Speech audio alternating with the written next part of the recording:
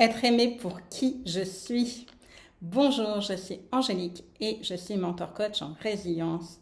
Et dans cette vidéo, j'ai envie de te parler de être aimé pour qui je suis.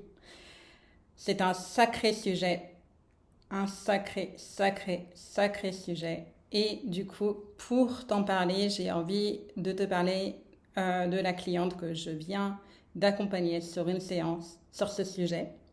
Je vais te dire un petit peu comment s'est passée la séance, tout en respectant le fait que je veux qu'elle soit, je tiens à son anonymat. Et pour respecter tout simplement le cadre et l'intimité de la séance. Mais j'ai envie de te parler de cette séance parce qu'il se peut que tu puisses t'y retrouver. Et à la fin, je te partagerai des choses autour de l'amour inconditionnel, etc. Je vais voir ce qui vient. Mes vidéos sont toujours faites de manière dans les conditions du direct. Donc, voilà, un petit peu pour préciser le cadre de cette vidéo. Donc, être aimé pour qui je suis. Donc, avec ma cliente, ce qui s'est passé, c'est qu'on a identifié le fait qu'elle avait un besoin de reconnaissance. On a travaillé avant sur le fait qu'elle avait du mal à se valider par elle-même, c'est-à-dire que la plupart du temps, en fait, ce qu'elle faisait, c'est que quand elle avait des choix, des décisions à prendre, elle se référait beaucoup aux autres pour... en fait, elle avait besoin de validation extérieure, de savoir que ce qu'elle faisait, c'était bien et que c'était OK. Donc, en fait, on a passé un cap là-dessus, c'est-à-dire que là, elle m'a avoué, donc c'était une grande victoire au début de la séance, que elle a pu ressentir en elle-même, là, elle a osé lancer son entreprise et elle m'a dit, en fait, pendant l'inauguration, en fait, j'ai senti la fierté que j'avais sans même qu'on me dise de l'extérieur, c'est bien. Et en fait, elle a vraiment ressenti cette gratitude, cet amour pour elle. Et du coup, ça, c'est une super victoire. Donc voilà, il y a des choses qui avancent. Et là, en fait, on est en train d'aller plus loin. Et donc, du coup, dans ce plus loin, la prochaine couche, c'était du coup le besoin de reconnaissance, qui est une couche beaucoup plus profonde, qui est vraiment une blessure émotionnelle qui ne fait pas partie des 5 blessures de Lise Bourbeau, mais qui est une blessure vraiment très importante, et la blessure de non-reconnaissance. Voilà, font partie, pour aller voir le sujet plus en approfondi sur Internet, la blessure de non-reconnaissance. Je l'ai aussi beaucoup travaillé pour moi-même. Et du coup, si tu regardes cette vidéo, peut-être qu'il n'y a pas de hasard et que tu as besoin aussi d'aller voir cette blessure de plus près. Donc, blessure de non-reconnaissance. Et à un moment donné, parce qu'elle me disait qu'il y a encore des moments où elle a besoin, en fait, finalement d'avoir un avis extérieur, parce qu'il y a des choses, voilà, où elle est pas très, surtout quand elle n'est pas très sûre d'elle. En fait, j'ai besoin quand même d'avoir un avis extérieur pour, voilà. Et donc, je suis en fait, à un moment donné, est venue de manière intuitive, parce que je travaille de manière intuitive et je suis un canal, donc je capte aussi les questions, les informations des mondes subtils. Et donc, du coup, là, pour le coup, la question qui était là, qui était vraiment phare, c'est est-ce que j'ai le droit de me tromper? Et je lui ai posé la question, est-ce que tu as le droit de te tromper? La réponse était assez incertaine, mais c'était oui. Mais est-ce que je m'autorise à me tromper? Aïe.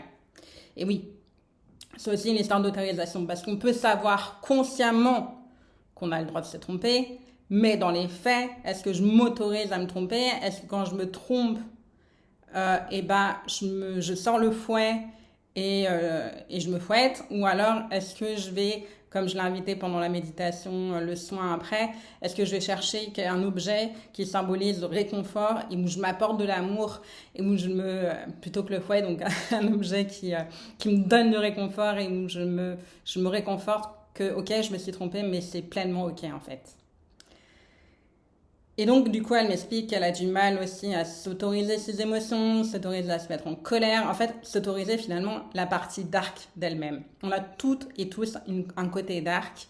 Et il est très facile de s'apporter de l'amour pour ces zones de génie, mais beaucoup plus dur de s'apporter de l'amour pour ce qui est plus difficile pour soi, pour ses colères, ses émotions intenses, quand on est des hypersensibles. Parce que, quoi qu'on en dise, la société n'est pas forcément très sensible. Donc, quand on est hypersensible, ça peut être extrêmement difficile d'assumer ces intenses émotions. Donc voilà, et en fait, après ce qu'on a pu identifier encore plus, c'est que finalement, l'amour d'elle-même, en fait, elle se sentait aimée quand elle pouvait sauver les gens, mais qu'elle avait du mal à se sentir aimée dans son intégralité.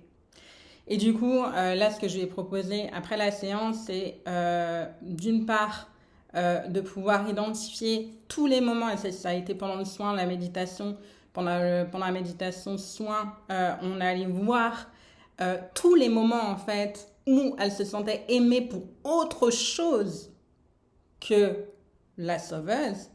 Et effectivement, elle a trouvé des exemples, parce que souvent on peut focaliser sur quelque chose et en fait ne pas voir le reste.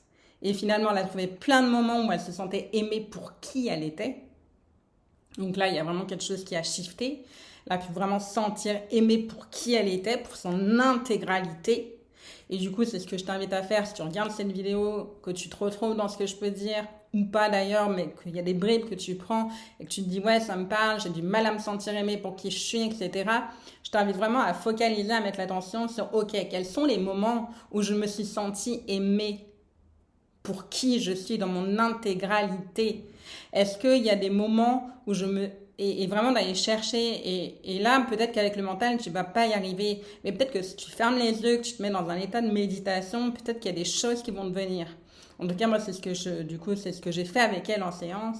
Et donc, du coup, quand on ferme les yeux, quand on se met dans un état de méditation, voire proche de l'hypnose, ou une technique assimilée à l'hypnose que je pratique, eh bien, du coup, il y a des choses, des informations qui peuvent venir.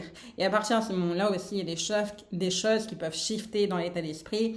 Là, on peut mettre son focus aussi sur des choses comme là, pour le coup, être aimé pour qui je suis. Et donc, du coup, à partir du moment où de manière consciente, où je ramène ça dans le conscient après le soin, après, du coup, le moment d'hypnose, qu'on peut ramener ça au conscient, je suis aimée pour qui je suis dans mon intégralité, de fait, et je reviendrai toujours là-dessus, l'intérieur impacte l'extérieur. C'est-à-dire que si tu vis des situations de merde dans ta vie, que ce soit au niveau relationnel, amoureux, professionnel, etc., c'est aussi le reflet de ce qui se passe à l'intérieur. Ça ne veut pas dire que tu es une merde si tu as des merdes, mais ça veut dire qu'il y a des choses qui demandent à être vues et à être shiftées à l'intérieur de soi.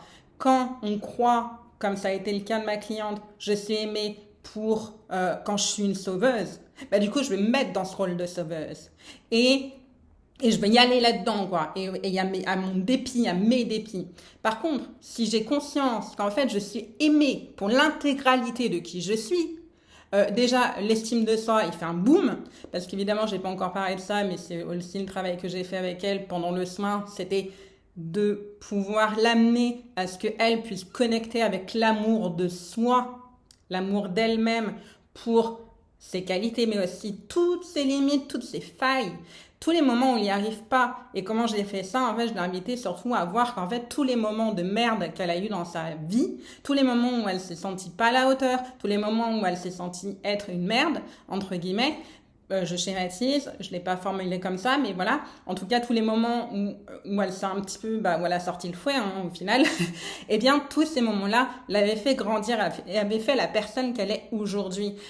Grâce à ces moments où il n'y est pas arrivé, elle a développé des compétences, développé des qualités. Et donc, du coup, voilà, donc du coup, amour de soi. Et pareil, quand on commence à toucher à l'amour de soi dans son intégralité, qu'est-ce qui se passe? De facto, on va attirer des personnes qui nous aiment dans notre intégralité.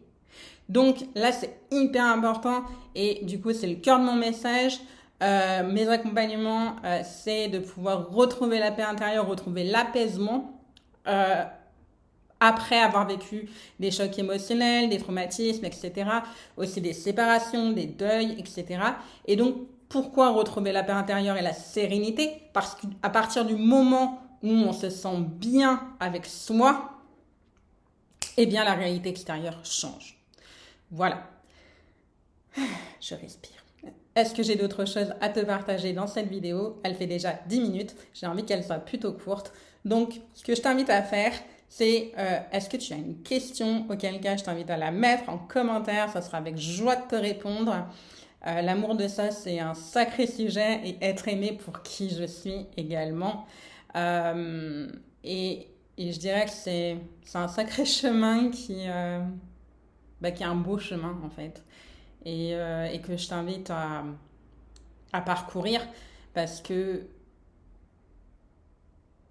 je suis en train de réfléchir s'il y a quelque chose de plus beau que ça, mais je suis en train de me dire, non, en fait, l'amour inconditionnel de soi, c'est tellement waouh que j'invite toute personne à le vivre et surtout à le ressentir dans son corps. Parce que c'est bien de le savoir, mais quand c'est dans le corps et quand tu vibres cet amour pour toi, mais il y a des portes qui s'ouvrent que tu imagines peut-être même pas en fait. Donc voilà. Si ce message a résonné en toi, je t'invite à liker, à mettre un commentaire. Je reste disponible aussi en rendez-vous one-one, en individuel.